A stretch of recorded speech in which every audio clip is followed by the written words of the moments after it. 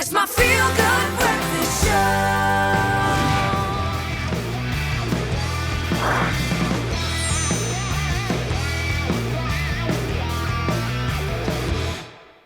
Welcome back to your Feel Good Breakfast Show. JP Sebastian still here, and you're just in time as we're about to unpack the latest nominees for the Golden Globes as well as the SAG Awards. And now it's time for us to take a look at the Best Motion Picture nominees. Said it correctly. Yeah, no, you're still judging yourself about that. Golden Globes. Golden Globes and SAG. I feel so it's Golden Globes.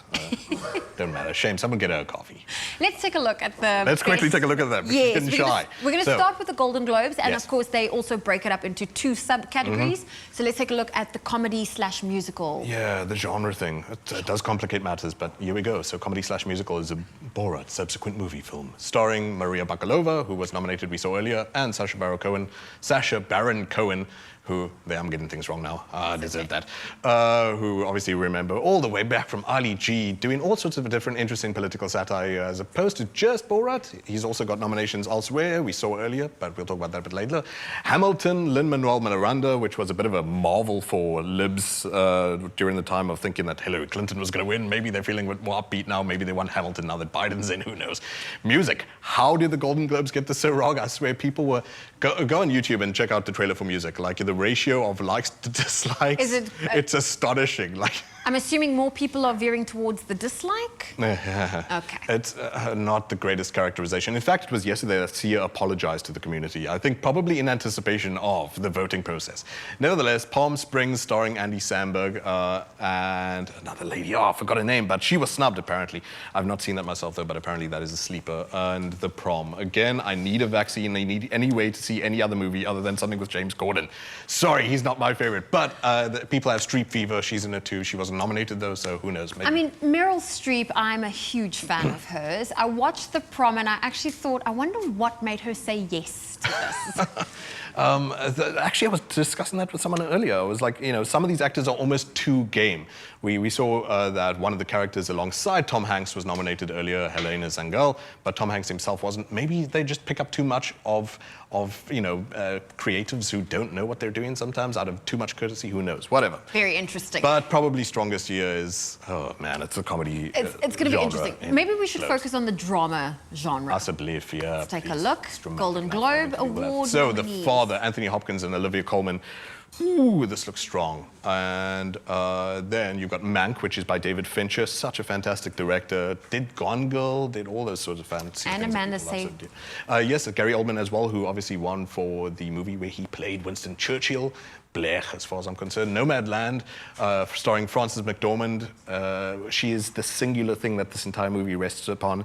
Includes amateur actors, and she raises them up to people, in fact, who have had no experience acting before, but nevertheless, Frances McDormand is such a queen, and she holds that whole thing up. And Chloe Zhao, by the way, shame. She will be director of the next Marvel movie, so pretty big deal, going from such a tiny thing, which has all this acclaim, to a gigantic thing like Marvel. Then Promising Young Woman, starring Carey Mulligan, who people might remember from Drive, Ryan Gosling, etc., but the entire thing, director Emerald Fennell, who is also nominated. 3 ladies were nominated in the Golden Globes, good for them. We didn't talk about the director category though, and obviously there are a bunch more, editing, cinematography, etc., but great movie, and obviously The Trial of the Chicago 7, which also stars Borat. Sacha Baron Cohen, who we saw was nominated for that same thing earlier. So strong category. For him, in fact. Let's quickly look at the SAG nominations for Best Picture nominee. So you can more or less call it the Best Picture, but they refer to it as Outstanding Ensemble Cast. So the SAGs are always voted on by actors, and there are no other categories that, like, you know, director, editing, all that stuff. That's for the other festivals. But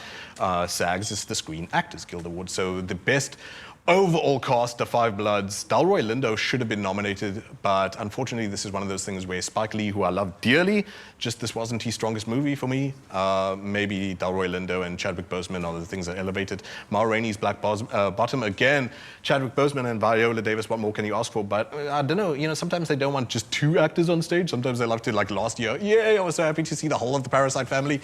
But yeah, Ma Rainey's Black Bottom, it would be stupid if just on the technical reason of wanting to see more faces, you didn't vote for it, Minari, which none of the cast was nominated during for the rest of the Golden Globes in the acting categories, but ensemble is, this is in SAGs, but were snubbed at Golden Globes, but we at least had Stephen Yeun for SAGs and also the entire cast. One Night in Miami, weird that Leslie Odom Jr., who plays Sam Cooke and apparently very well there, these voters love so much, like, you know, people doing old singers and that type of thing, biopics and whatever.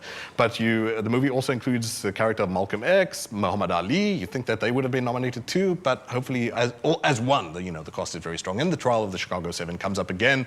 Ensemble cast including Eddie Redmayne and Sacha Baron Cohen, who I mentioned earlier. Et cetera, Amazing. et cetera, et cetera. And with regards to the scorecard, I mean, there are quite a few overlapping movies nominated for both Golden Globes as well as the SAG Awards. It's going to be interesting to see who walks away. Yeah, so it's not necessarily worth it talking right now about who's telling which scores where, because there's so many ties. Like, there are ties for first, 7-7, Mank and Chicago 7, and The Father's third place, basically, because of that tie, with 6 overall nominations between the 2 awards. Nomadland, Promising Young Woman, and One Night in Miami all have 5 nominations between them. So tight race so far, but we'll see more as BAFTAs come, as Oscars come, etc., etc. Amazing. Well, JP can go on and on about the movies, and of course, we are here for everything like that. So stay tuned to your Feel Good Breakfast show. More coming your way. In fact, it's now time for us to quickly catch up with your morning headlines.